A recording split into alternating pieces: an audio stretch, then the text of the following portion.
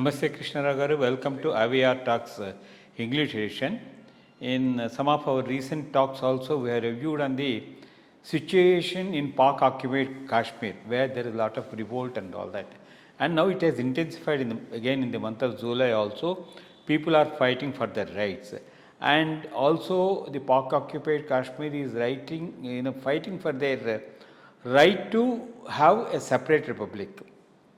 This being the case, people are also, because some league working towards this has been banned by the government, and the military is trying to, control people and arrest. So many things are there. Prices are spiraling, and Pakistan is not in a position to control the situation is there. How do you think the Indian government should act in this particular juncture about the POK issue? I think the eggs are coming to roost as far as Pakistan is concerned. Pakistan would have disintegrated in 1950s itself if only Nehru and Gandhi were not leading from India's side, because a massive influx of immigrants from India to Pakistan would have collapsed the state itself. That was the situation then. But Nehru Gandhi played a role of ensuring that there was not a massive migration from India to Pakistan side, because after all these people is still today are also called as muhajirs, as the immigrants within Pakistan, and there's a lot of animosity towards them, both from Punjabis, Sindhis and others. And if the number was too much, that itself would have collapsed that country in 50s itself. It didn't happen because Nehru Gandhi played a role of preventing that type of a mass immigration from India to Pakistan. But it's an artificial concept, Pakistan itself. There were 3-4 strong ethnicities within the country: the Sindhi ethnicity, the Punjabi ethnicity, the Baluchi ethnicity, Pakhtunkhwa, and then the Kashmir. These are the broad. Of course, Bangladesh was there. Bangladesh became a separate country. You really need a mature democratic leader to manage this type of a diversity. India was lucky that way. Nehru was a real democrat and built up a strong foundations of democracy within the country, which ensured, in spite of the diversity, ethnicities, the country stayed together. But Pakistan was unfortunate and never had a leader of that stature, and most of the time was ruled by military leadership.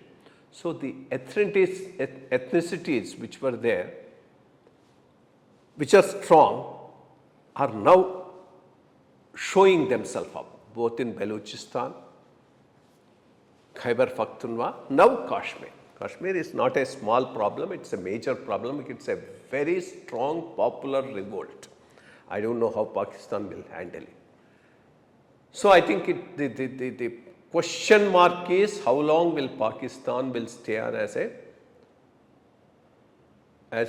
a nation, as a country. I don't give it long time, because you may have a split of this country into 4 or 5 provinces, 4 or 5 nations, more so because of the high-handedness of the Punjabis, who are ruling most of the country and cornering most of the posts within the army as well as civil establishment. But with reference to Kashmir, what should be India's approach? I think India should not get involved, in my view. They should allow that to be sorted out between the Kashmiris and Pakistanis. Balochistan, yes, India can give them a covert support, and as and when it becomes a much bigger mass movement, can openly support them also. But with Kashmir, the problem will be, what is that the Pak-occupied Kashmiris want? They may not want to come back and join India. If they are not going to join India, and if their desire is a separate Kashmir, then it will have its repercussions as far as India is concerned. The Kashmir which is presently within India, they also would like to join them, and they may get international support, because both for China and America, strategically a separate Kashmir at that part would be something to check both Pakistan as well as India. So given this situation, and you already have a big agitation which is taking shape within Jammu and Kashmir, India, where they want to start an agitation for statehood, where they also want involving the fellows who were doing separatist agitation earlier. All of them, Omar Abdullah is inviting to Srinagar for a meeting and then a popular demonstration. That being the case, at this point of time, India publicly owning up the agitation there or giving it support will have its own repercussions for India itself. That being the case, I think the Pakistani occupied Kashmir issue, best leave it to the local population to fight it out with Pakistan, and we should neither publicly nor covertly support this particular agitation, though it is to our advantage to covertly support the Baluchis, and overtly also at a different point of time it becomes a massive public agitation in Baluchistan.